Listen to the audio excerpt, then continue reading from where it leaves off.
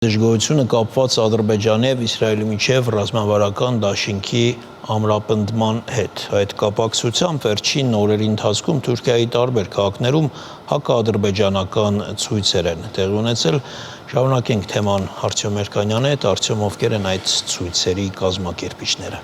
Վերջին շաբաթների ընթացքում իսկապես մի շարք թուրք գործիչներ, կրոնական գործիչներ, իրավապաշտպաններ, խորհրդարանի պատգամավորներ հանդես են եկել հայտարարություններ, որոնք Բաքվում կարող են որպես հակաադրբեջանական որակել։ Այդ մտավորականների դուրը չի գալիս այն, որ Ադրբեջանը շարունակում է ռազմական եւ հետախուզության ոլորտում համագործակցությունը զարգացնել Իսրայելի հետ եւ որակում են դա որպես դավաճանություն Հեյդար Ալիևի հռչակած հայտնի սկզբունքին երկու պետություն մեկ ազգ։ Օրինակ Ստամբուլում մայիսի 30-ին Սոկար ադրբեջանական նավթային պետական կորպորացիայի գրասենյակի շենքի առջև բողոքի ցույց էին կազմակերպել, նույն այն խումբը մեկ տարի առաջ նույնպես նույն տեղում բողոքի ցույց էր կազմակերպել եւ բարձրացրել էին պաստառներ, որոնց վրա գրված էր երկու պետություն մեկ դավաճանություն։ Այս անգամ եւս վանկարկում էին, որ Ադրբեջանը դավաճանում է Թուրքիային, որ Ադրբեջանի պաշտպանության նախարար Զաքիր Հասանովի այցը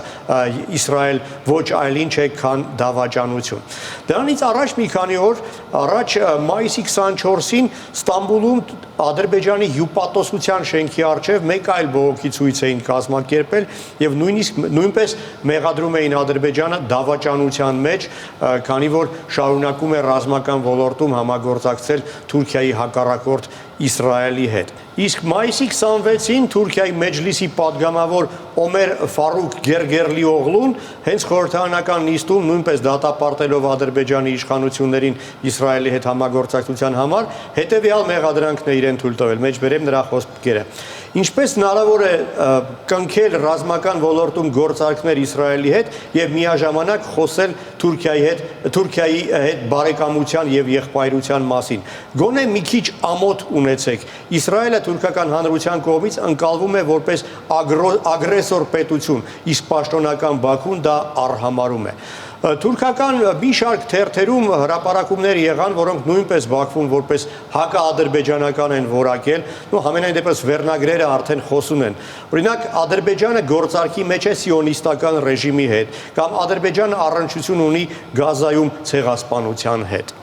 Եվ Բաքուն ինչպես է փորձում արտել վիճակը, ազատվել դավաճանի պիտակից։ Իլհամ Ալիևի օգնական Հիկմետ Հաջիևը նեղացած է, լրատվամիջոցներին տված հարցազրույցներից մեկում նա ասել է, որ մեջբերեմ նրա խոսքերը, նման մեղադրանքները մեզ վիրավորում են իբրև եղբայրների, ճիշտ չէ այդպես վարվելը, մեզ դա նեղացնում է, անհրաժեշտ է այդ ամենի մասին բարձրաձայն խոսել։ Իսկապես Ադրբեջանը շատ է տուժում իր երկու ամենահավատարիմ եւ մտերիմ դաշնակիցների միջև այդ առաջացած խնդիրներից, սրվող խնդիրներից, հենց այդ խնդիրներն են, որ խանգարեցին եռակողմ դաշինքի ձևավորմանը, որի հետ Ադրբեջանի իշխանությունները շատ մեծ հույսեր էին կապում։ Ընդամենը մի քանի շաբաթ առաջ Իլհամ Ալիևը խոստովանել է եւ ասել հետեւյալը. Իսրայելի եւ Թուրքիայի միջև հարաբերություններում լարվածությունը Բաքվի մոտ տագնապ եւ անհանգստություն է հարուցում։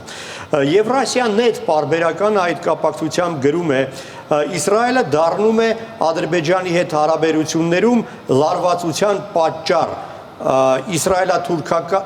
Ադրբեջանա-թուրքական դաշինքում այդ կապակցությամբ ճեղքեր են առաջանում։ Արտյոմ, մի կողմից տուժում է Բաքուն, մյուս կողմից շարունակում է փորձել հաշտեցնել գլխավոր դաշնակիցներին։ Այո, իդեպ հիշեցնեմ, որ ժամանակին հենց Ալիևի միջնորդությամբ Անկարային եւ Երուսաղեմին հաջողվեց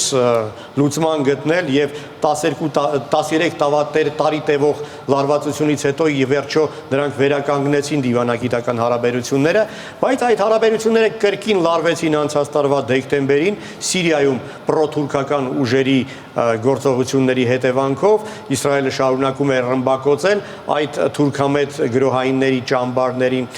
եւ Բաքուն կրկին իր միջնորդական առաքելությունը առաջարկեց եւ Բաքվի ներկայությամբ միջնորդությամբ բանակցությունների 4 կիսագաղտնի փուլ տեղի ունեցան, ոնց հասկանում են Բաքվում, բայց ոչ մի շոշափելի արդյունք դրան չտվեցին։ Համենայն դեպս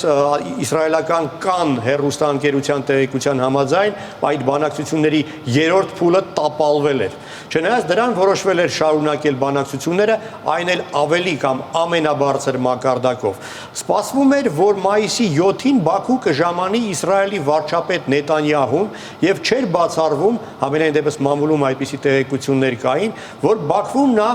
գաղտնի հանդիպում կունենա Թուրքիայի արտգործնախարարի հետ։ Սակայն Թուրքիայի իշխանությունները կրկին արգելեցին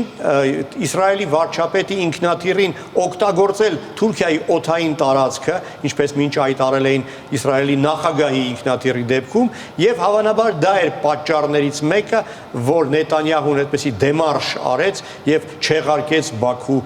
իր այցը, եւ հայտնի չէ, թե արդյոք այն տեղի կունենա ի վերջո ավելի ուշ թե ոչ։ Արդյոք ամենայնտեպս այս տիրույթում թուրք-ադրբեջանական հակասությունը պահպանվում է, դրանց ինչ-որ բան կարող է Հայաստանը շահել։ Դե Հայաստանը կարող է օգտվել այն իմաստով, որ ավելի հեշտ կլինի վերսկսել Իսրայել կամ շարունակել Իսրայելի հետ երկխոսությունը։ Դա նույնպես դրական կարող է ազդել Միացյալ Նահանգներում օրինակ հայ լոբբիստների հնարավորությունների վրա, մինչ վերջերս հրեա լոբբիստները ձգտում էին հակադրվել հայ լոբբիստներին բազմիցս եւ դա շոշափելի բացասական արդյունք էր տալիս մեզ համար։ Այս ֆոնին արդեն ավելի հաճախ են իսրայելական մամուլում լինում հրապարակումներ, որոնք կոչ են անում գիտակցել, որ Ադրբեջանը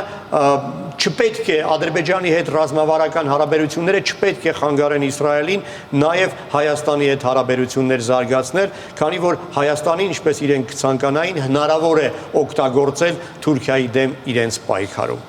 Շնորհակալություն, Արտեմ։